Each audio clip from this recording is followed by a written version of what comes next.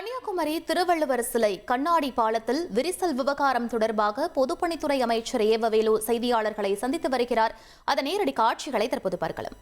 Check பண்ணும்போது ஒரு சுத்தியல் அந்த தொழில் அதையும் தவறி கீழே நேரடியாக விழுது. அது விழுகிற பொழுது அந்த கண்ணாடியில் ஒரு சிறு கீறல், உடைப்பில்லை, சிறு கீறல் ஒன்று விழுது.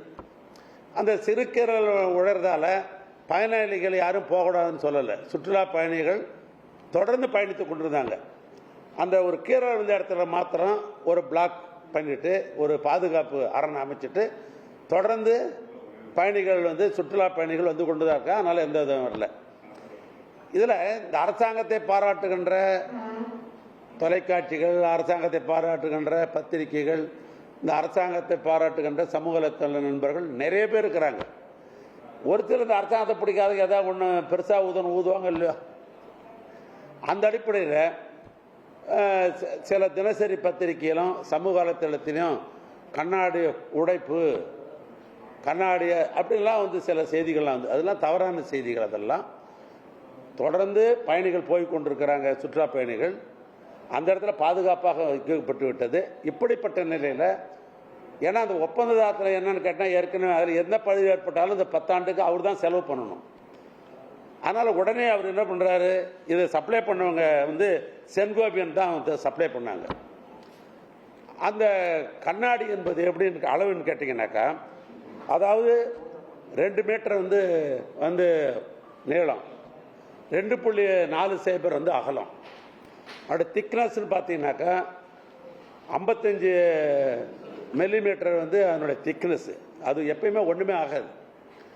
குறிப்பாக அந்த இடத்துல நான் சொல்கிற இந்த 2 மீட்டர் நீளம், 2.40 அகலம், அப்படியே தாங்கும் திறன் எடுத்து கிலோ கணக்குன்னு பார்த்தீங்கன்னா 2500 கிலோ தாங்கும் திறன் கொண்டது. மனித வளம்னு பார்த்தீங்கன்னா 35 பேர் அதில் நிற்கலாம். 35 பேர் அதில் நின்னா கூட அந்த கண்ணாடிக்கு ஒன்றும் ஆகாது. அதனுடைய தாங்கும் திறன் அந்த அளவுக்கு வலுவாக தரமாக இருக்கிறது. அந்த கண்ணாடி பற்றி சொன்னால் ரெயின்ஃபோர்ஸ் கிளாஸ்ன்னு சொல்லுவாங்க. அதை சப்ளை பண்ணவங்க செயின் கம்பெனியில் தான் சப்ளை பண்ணாங்க. இப்போ உடனே என்ன பண்ணார் ஒப்பந்ததாரர், எங்களுடைய பொறியாளர் கோட்டை பொறியாளர் இன்ஃபார்ம் பண்ணிவிட்டு உடனே அந்த கம்பெனிக்கு ஃபோன் போட்டு அந்த கண்ணாடி இழை பாலம் வேணும்னு சொன்ன உடனே அவங்க திரும்பவும் அந்த கண்ணாடி பாலம் கொடுக்கப்பட்டு இப்போது இந்த 8-9 அன்று இரவே, ஏன்னா அது நம்ம கண்ணாடி எடுத்துகிட்டு அப்படி போடுறதுலாம் இல்லை, அதுக்கு டெக்னாலஜி இருக்குது, அதுக்கான மிஷின் தனியாக இருக்குது. அதனால் அந்த கம்ப்ரஸ் மிஷின், இந்த கம்ப்ரஸ் மிஷினை பயன்படுத்தி அந்த கண்ணாடி பாலத்தை மீண்டும் அந்த எந்த இடத்துல அந்த கீறல் விழுந்தது பார் அதை எடுத்து ரிமூவ் பண்ணிவிட்டு கண்ணாடி வச்சாச்சு. இந்த கண்ணாடி வைக்கிறதே அந்த கீறலோட பாலம் இருந்தது. அது மேலே பாதசாரிகள், சுற்றுலா பயணிகள் நடந்துன்னு தான் இருந்தாங்க. அதனால் அதில் எந்த விதமான பயமும் தேவை கிடையாது, எந்த அச்சமும் தேவையில்லை. எப்பொழுதும் பயணிகள் போகிறவங்க, சுற்றுலா பயணிகள் போய் கொண்டு தான் இருக்கிறாங்க.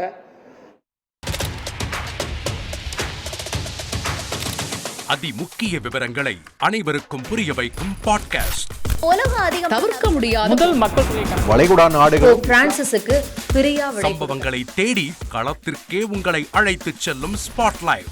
அங்க இருக்கக்கூடிய கள விவரங்கள் என்ன? அமலாக்கத்துறை கடந்த 5 வருஷமாவே சார் எனக்கு ரொம்ப பிடிக்கும் அவர் வர்றதுக்காக. எங்களுடைய நியாயமான கோரிக்கை. Even at the cost of stopping. பார்வையாளர்களையும் செய்திக்குள் பங்கெடுக்க செய்யும் மக்கள் குரல். 50 ரூபாய் எங்களுக்கு தண்ணிக்கு ஒரு தீர்வே இல்லைங்க. 10 வருஷமா எங்களுக்கு சரியான ஒரு விடிவு கிடைக்கவில்லை. 60,000 ஏக்கருக்கு தான் கேட்கிறோம், பிச்சை கேட்கறாங்க. புத்தம் புதிதாக, வித்தியாசமாக ஹெலிகாப்டர்களின் உதவி என்ன படிக்கலான்றதுல பேரண்ட்ஸும் என்கரேஜ் பண்ணணும், ஸ்டூடெண்ட்ஸும் தேர்வு செஞ்சு. எனக்கும் சீமானனுக்கும் பெரிய வித்தியாசம் இல்லைங்க. ஒரு பாயிண்டா சொல்லணும். உங்களுக்கான தலைவர்களை பொழுதுபோக்கு தளத்தில் தேடாதீர்கள், போராட்ட களத்தில் தேடுங்கள். அனைத்தும் உங்களுக்காக. எப்போதும் இணைந்திருங்கள் தந்தி டிவியுடன்.